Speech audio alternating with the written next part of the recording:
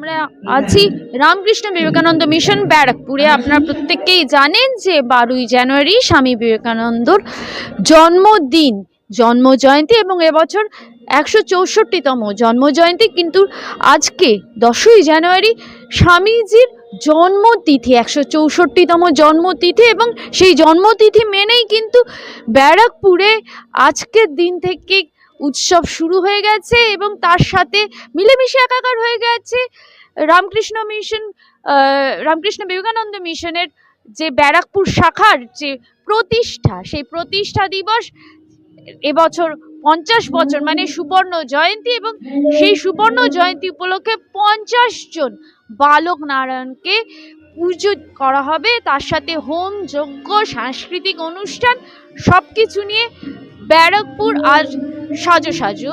আপনারা দেখতেই থাকুন। পরিবেশন করবে জিজিএ মর্নিং সেকশন সৌমাশিস মজুমদার। যুবতার স্বামী বিবেকানন্দ 164তম জন্মতিথি উপলক্ষে আজকে আপনাদের ব্যারাকপুর শাখায় আপনারা 50 জন বালক নারায়ণের পূজার্চনার ব্যবস্থা করেছেন। এছাড়াও বিশেষ পূজা, হোম যজ্ঞ সব কিছু নিয়ে আমরা তো সবাই জানি যে 12ই জানুয়ারি স্বামী বিবেকানন্দের জন্মজয়ন্তী, কিন্তু তার দুদিন আগে থেকেই আপনাদের উৎসব শুরু হয়ে গেছে। প্রথমেই জিজ্ঞেস করব আজকের এই 50 জন বালক নারায়ণের পূজার যে বিশেষ আয়োজন হয়েছে সে ব্যাপারে। আমি স্বামী তরূপানন্দ, কর্মসচিব রামকৃষ্ণ বিবেকানন্দ মিশন ব্যারাকপুর। আমাদের মিশনে আজকে স্বামী বিবেকানন্দের 164তম জন্মতিথি পালন হচ্ছে। রামকৃষ্ণ মঠ মিশনের তিথি অনুযায়ী তার জন্মদিন পালন করা হয়, অর্থাৎ যে তিথিতে উনি জন্মেছিলেন। আর সাধারণত সারা ভারতবর্ষে জন্মদিন পালন করা হয় যেটা 12ই জানুয়ারি, জাতীয় যুব দিবস। তো আজকে সারাদিন আমাদের এখানে অনুষ্ঠান আছে এবং 12ই জানুয়ারিতেও আমাদের অনুষ্ঠান থাকবে।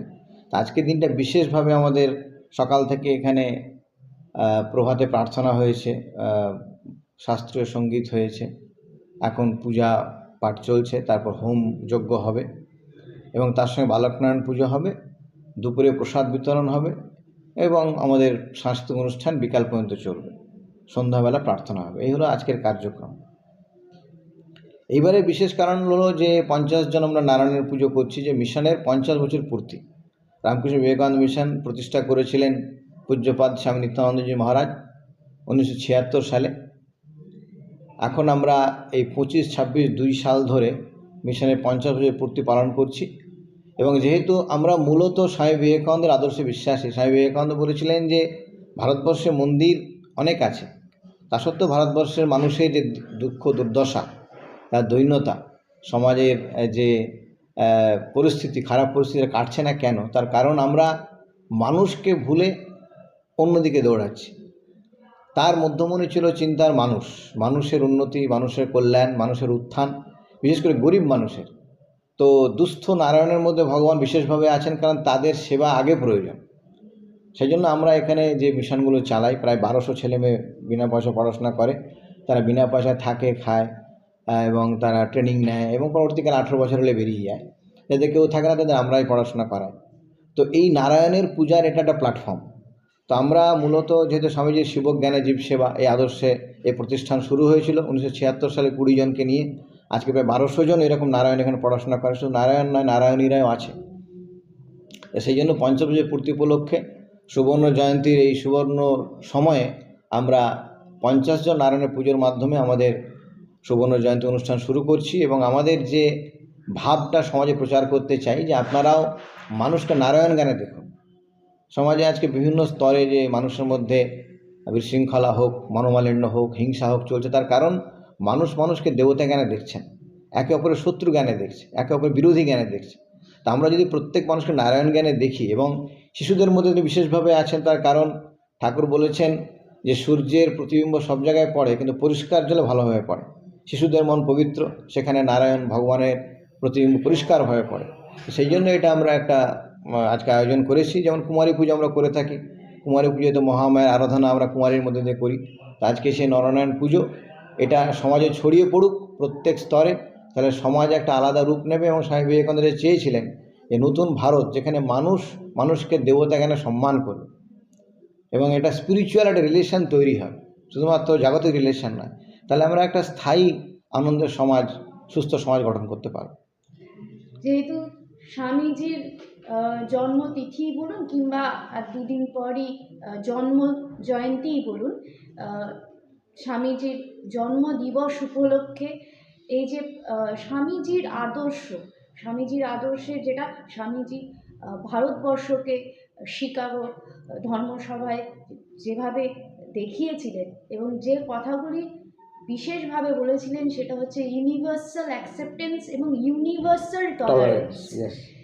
এই সময় এখনকার প্রেক্ষাপটে স্বামীজির এই বিশেষ কথাগুলি, যেগুলি স্বামীজি ভারতবর্ষকে দেখানোর জন্য, ভারতবর্ষের চিত্র তুলে ধরার জন্য সর্বধর্ম সম্মেলনে শিকাগোতে বলেছিলেন, এখনকার ভারতবর্ষে কিংবা এখনকার প্রেক্ষাপটে আপনি কি বলবেন যে কীরকমভাবে এটা গুরুত্বপূর্ণ এবং কিভাবে মেনে চলা উচিত? এখন আমরা 12ই জানুয়ারি স্বামীজির জন্মদিন পালন করছি। তো ওদিন অনেক কার্যক্রম আছে, তার মধ্যে 5000 স্টুডেন্ট তারা স্বামীজির পোশাকে থাকবে এবং তারা স্বামীজির সেজে প্রসেশন করবে, একটা মেসেজ দেওয়ার জন্য যে আপনারা স্বামীজিকে ভালোবাসুন। স্বামীজি একমাত্র ব্যক্তিত্ব যিনি সারা পৃথিবীর কল্যাণ চিন্তা করেছেন। অনেক হয়তো মহামানব আছেন, কারণ তারা হয়তো ক্ষুদ্র ক্ষুদ্র জায়গায়, কেউ কোনো রাজ্যে, কেউ কোনো প্রভিন্সে। স্বামীজি একমাত্র ইউনিভার্সাল ম্যান, যিনি সারা পৃথিবীর কল্যাণ চিন্তা করেছেন এবং ভারতের উত্থান তিনি প্রথম চিন্তা করেছেন। তাকে অনুসরণ করে নেতাজি, গান্ধীজি বা আরও যারা দেশনেতারা, তারা অনুসরণ করে তারা দেশকে স্বাধীন করেছেন। নেতাজি তো বলেইছিলেন যে আমি আজকে স্বামীজি জীবিত থাকলে স্বামীজির শিষ্য হয়ে যেতাম। তো স্বামীজির চিন্তাভাবনা একটা হলিস্টিক চিন্তাভাবনা, যেটা আমরা সব কিছুকে নিয়ে, কোনো কিছু বাদ দিয়ে না। ওনার চিন্তাভাবনায় কোনো কিছু বাদ দেওয়ার ব্যাপার ছিল না, সবাইকে নিয়ে ভালোভাবে কীভাবে চলতে পারি। তার মূল বিষয়টা হলো যে আমরা যে আধ্যাত্মিক সম্পর্ক, অর্থাৎ প্রত্যেক মানুষ যে একই ঈশ্বরের সন্তান সন্ততি, এই বোধটা যদি জাগৃত না হয়, তাহলে বিভেদ, বিশৃঙ্খলা, মারামারি, হানাহানি, কাটাকাটি থাকবে সারা বিশ্বে। আমরা আজকে গ্লোবালাইজেশন বলি যে আমরা সারা ওয়ার্ল্ড এক হয়েছি, কিন্তু আজকে যা প্রেক্ষাপট, প্রত্যেক দেশে, বিভিন্ন জায়গায়, বাংলাদেশে, পাকিস্তানে, আমেরিকায় সবাই আলাদা হয়ে যাচ্ছে।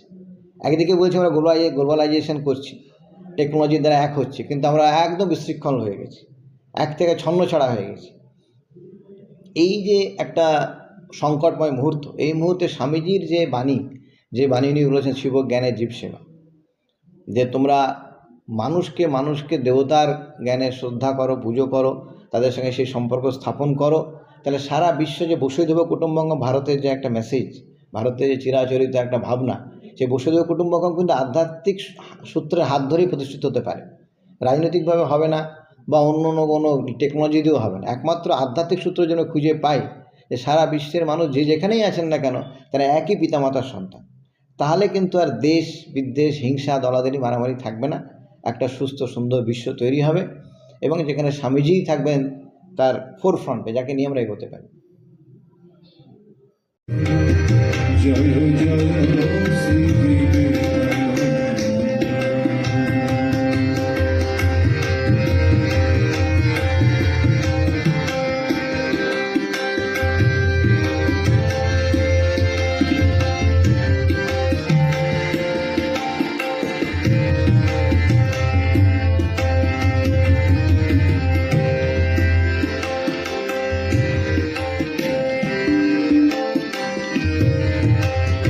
কর্ম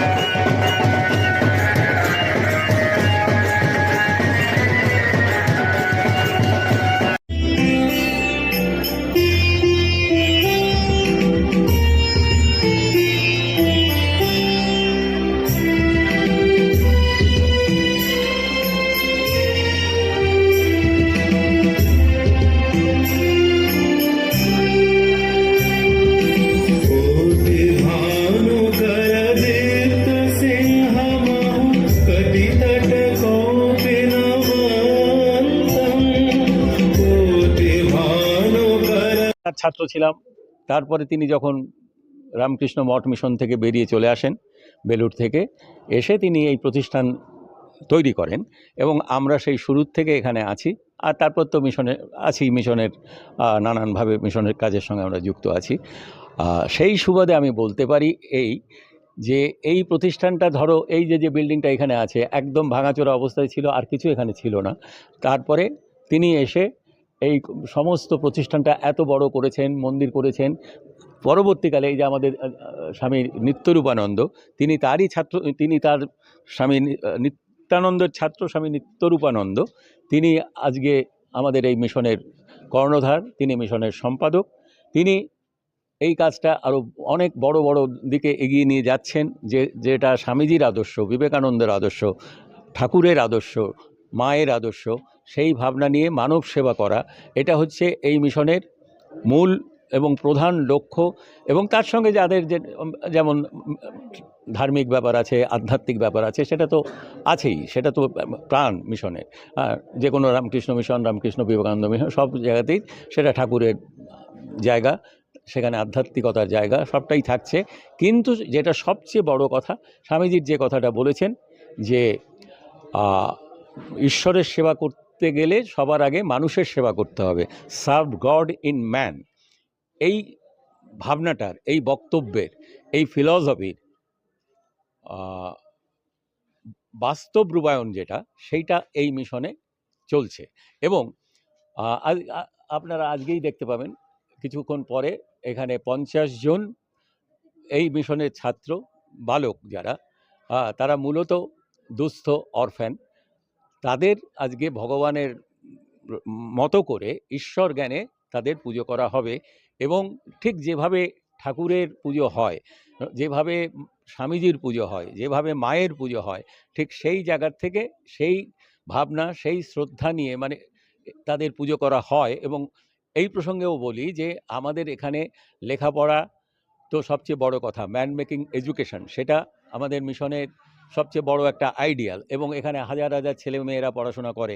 এখানে ইভেন আমাদের মানে যারা প্রতিবন্ধী, যারা অন্যভাবে যারা সক্ষম, অর্থাৎ আমি আরেকটু ইয়েভাবে বলতে গেলে যারা deaf and Dam and blind girls, তাদের জন্য আমাদের ব্যবস্থা আছে সূর্যপুরে। এবং এই চারিদিকে নানানভাবে যেমন একজন মানুষকে শিক্ষিত করে তোলা হচ্ছে। Education is the manifestation of godliness. That is what exactly being done here. The education is the manifestation of perfection already in man. যে কথাটা স্বামীজি বলেছেন, স্বামী বিবেকানন্দ বলেছেন, সেই কথাটার একটা বাস্তব রূপদান আমরা এখানে দেখতে পাচ্ছি। এবং এখানে সকলেই যারা এখানে আছেন, তারা সকলেই মানুষের কাজের জন্য, বিশেষত আমাদের সেক্রেটারি মহারাজ স্বামী নিত্যরূপানন্দজি, তিনি কাজটা অনেক যেভাবে এগিয়ে নিয়ে যাচ্ছেন, যে তার পূর্বসূরি যিনি কাজটাকে শুরু করেছিলেন, সেই ধারাটাকে তিনি এগিয়ে নিয়ে যাচ্ছেন। অর্থাৎ এখানে এই যেটা মানুষের যে আজকে ইয়ে হবে, ছোট ছোট ছেলেদের যে পুজো করা হবে, এটার সঙ্গে একেবারে দেখবে তোমরা, মানে নিজেরাই দেখতে পাবে যে একটু পরে যে কীভাবে বিষয়টা সুন্দরভাবে কাজ হচ্ছে। এবং প্রত্যেকটা জিনিসের সঙ্গে লক্ষ্যটা কিন্তু এই থাকছে যে মানুষের জন্য কাজ করা, মানুষের ভাবনা ভেবে এই প্রতিষ্ঠানকে এগিয়ে নিয়ে যাওয়া। এবং এনারা সেই কাজটাই করছেন, যেটা আমরা প্রত্যক্ষ বা পরোক্ষভাবে আমরা যুক্ত আছি। সেই যুক্ত থাকাতে আমাদের এটা একটা আনন্দের জায়গা, ভালো লাগার জায়গা। এবং এই জায়গাতে আসলে আমরা এটা বিশ্বাস করতে পারি যে আমরা এমন একটা জায়গায় এসেছি, যে জায়গায় আসলে আমার মনের একটু আনন্দ হবে, মনের একটু শান্তি হবে। এবং তার অনেকগুলো কারণ আছে, এই পরিবেশ দেখে সব কিছু দেখে এটা তোমরা বুঝতে পারবে। এবং আজকে যে অনুষ্ঠান হচ্ছে স্বামীজির জন্মতিথি উপলক্ষে, এইটা আবার 12 তারিখে স্বামীজির জন্মদিনে, 164তম জন্মদিনে সেটা হবে। সেটা আবার ভিন্নভাবে হবে, সেটা দেখবেন আপনারা, যেটা সেখানে মানে শয়ে শয়ে ছেলেদের স্বামীজির যে পোশাক, সেই পোশাকে তাদের প্রসেশন হবে। অর্থাৎ তাদের মধ্যেও একটা স্বামীজির একটা মানে ভাবধারা, স্বামীজির যে বলিষ্ঠতা, সেই ভাবধারা প্রতিষ্ঠা করার এটাও একটা প্রয়াস। তো এইভাবে আমাদের মিশন থেকে স্বামীজির জন্মতিথি এবং স্বামীজির মিশন ব্যারাকপুরের একদিকে যেমন 50 বছর পূর্তি মানে সুবর্ণ জয়ন্তী, আর একদিকে স্বামী বিবেকানন্দের 164তম জন্মতিথি উদযাপন, তো সব কিছু মিলে একাকার হয়ে গেছে ব্যারাকপুর রামকৃষ্ণ বিবেকানন্দ মিশন। আজকের যুগে দাঁড়িয়ে স্বামীজির আদর্শ কতটা মেনে চলা উচিত, সেই আদর্শের পথে বিশেষ করে ইউনিভার্সাল টলারেন্স এবং ইউনিভার্সাল অ্যাকসেপ্টেন্সের কথা শিকাগো ধর্ম সম্মেলনে স্বামীজি বলেছিলেন ভারতবর্ষকে বোঝাতে। আজকের ভারতবর্ষ কি স্বামীজির আদর্শের ভারতবর্ষ? আমরা যা দেখছি তা তো নয় যে আজকের ভারতবর্ষ স্বামীজির ভারতবর্ষ নয়। স্বামীজি থাকলে হয়তো এই ভারতবর্ষকে দেখলে কষ্ট পেতেন, কারণ উনি আমাদের ভারতবর্ষকে, আমাদের ধর্মকে, আমাদের আধ্যাত্মবাদকে জগৎসভায় নিয়ে গিয়েছিলেন।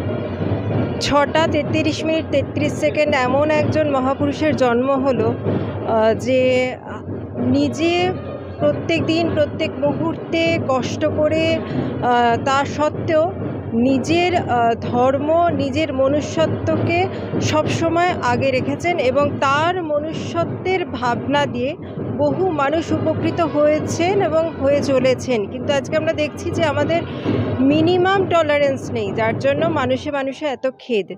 আমরা সবাই আধ্যাত্মবাদকে আপন করতে পারি না, কিন্তু ধর্মকে আপন করতে পারি, কারণ ধর্ম যার যার ধর্ম ধারণ করে, সেই ধর্ম ধারণ করতে পারছে না।